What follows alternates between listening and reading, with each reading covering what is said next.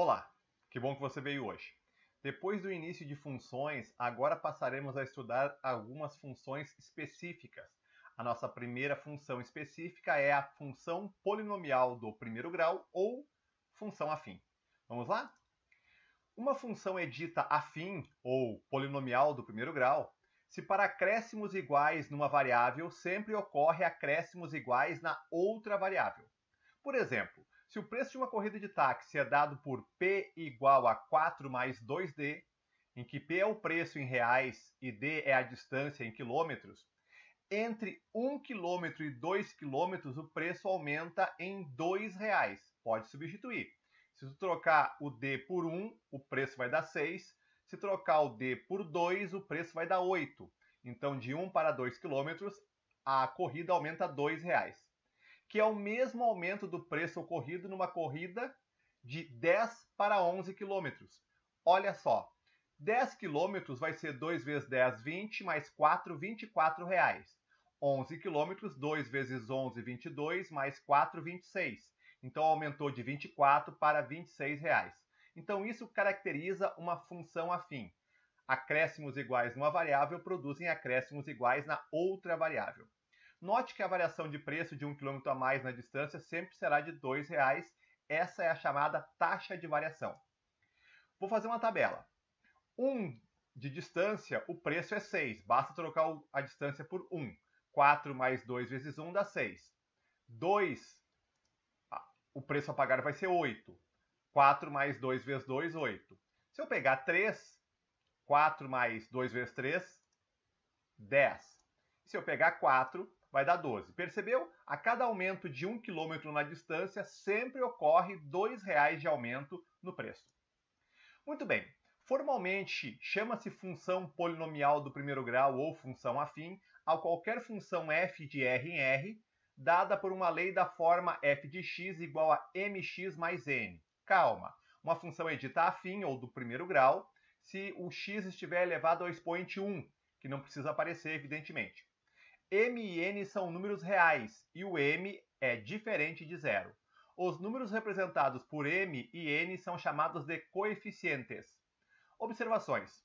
No caso de n igual a zero, temos f de x igual a mx, já que o n desaparece, que recebe o nome de função linear. Na função linear, f de x igual a mx, ou simplesmente y igual a mx, onde o m vale 1, temos f de x igual a x. Essa função em específico recebe o nome de função identidade. O gráfico de uma função afim é sempre uma reta. Coeficientes. Sendo y igual a mx mais n, vai ser a lei da função afim, ok? Guarda então, a função afim vai ser representada sempre por y igual a mx mais n, ou seja, um número que multiplica o x e um termo independente. O coeficiente de x, o m, indica a taxa de variação da função. Se o m é maior que zero, a função é crescente, a taxa de variação é positiva. E quando o m é menor do que zero, a função é decrescente, porque a taxa de variação é negativa. No exemplo introdutório do preço de uma corrida de táxi, o coeficiente 4 representa o valor da bandeirada, aquele valor fixo que tu paga ao pegar um táxi. E o coeficiente 2 representa o incremento, a taxa de variação. Observe a tabela abaixo que mostra o preço em função da distância, que é aquela mesma tabela que já foi feita no slide anterior. Para a distância 0, o preço é 4. Para a distância 1 km, o preço que tu vai pagar é 6. Para a distância de 2 km, o preço que tu vai pagar é 8. 3 km, o preço é 10. E 4 km, o preço é 12. Como o m representa o incremento da função, ele pode ser calculado fazendo a variação do y pela variação do x. Nesse caso aí, a variação do preço pela variação da distância. Vamos detalhar mais esse conceito de taxa de variação e do seu cálculo. Vamos fazer o gráfico da função y igual a 2x menos 1. O gráfico eu faço com uma tabela. Eu atribuo valores para x e vou calculando o valor do y pela lei da função. Então, quando x vale 0, y vale menos 1. Quando x vale 1, observa na lei ali, 2 vezes 1, 2, menos 1 dá 1. Esse é o valor do y. Quando x vale 2, 2 vezes 2, 4, menos 1, 3. Esse é o valor do y. E assim eu determino pontos que fazem parte da minha reta, da minha função. Aí está o gráfico, que passa pelos pontos 0, menos 1, 1, 1, 2, 3, 3, 5. Ali eu estou te mostrando um triângulo que vai servir para eu te mostrar a taxa de variação. Olha o triângulo que eu peguei. O triângulo que eu peguei tem base indo do 1 ao 3 e altura indo do 1 ao 5. Então a variação do y e a variação do x são conhecidas. A variação do y vai ser 4, porque é a medida da altura daquele triângulo, 5 menos 1 é 4. E a variação do x é a base daquele triângulo, que vai do 1 até o 3. Então, para calcular a variação do x, eu faço 3 menos 1. 4 dividido por 2 é 2. Essa é a taxa de variação. Mas se eu pegasse outro triângulo, esse aí, por exemplo, que muda a altura e a base do triângulo, ainda assim a taxa de variação seria a mesma. Observa, agora para calcular a altura daquele triângulo, eu faço o valor maior diminuído do valor menor. 5 menos o menos 1, que dá 6. E a variação do x vai ser o valor mais à direita, que é 3, menos o valor mais à esquerda da base, que é 0. 6 dividido por 3 é 2. E se eu pegar outro triângulo, esse triângulo menorzinho, todos dentro daquela mesma reta que eu tracei na função 2x menos 1. Aí a variação do y é 2, a variação do x é 1, 2 dividido por 1 é 2. Tá bom? Então a taxa de variação não muda independente do triângulo que eu considere, porque a taxa de variação, evidentemente, nessa função, está indicada na própria lei. É aquele coeficiente na frente do x. Um exemplo. A numeração dos calçados é uma função do tamanho do pé. Sim, dependendo do tamanho do teu pé, tu vai comprar um tamanho de calçado maior ou menor. Tá? Bem lógico. Assim, o número 32 de calçado corresponde a um pé de 20 centímetros. Isso também é real. Se tu tiver um pé de 20 centímetros, o tamanho do teu calçado que tu vai ter que comprar na loja é 32. E se o teu pé tiver 28 centímetros, o tamanho do calçado que tu vai comprar na loja é 42. Então, para 28 centímetros, tu calça 42. Estabeleça uma lei matemática que relacione o número n do calçado em função do tamanho x do pé de uma pessoa.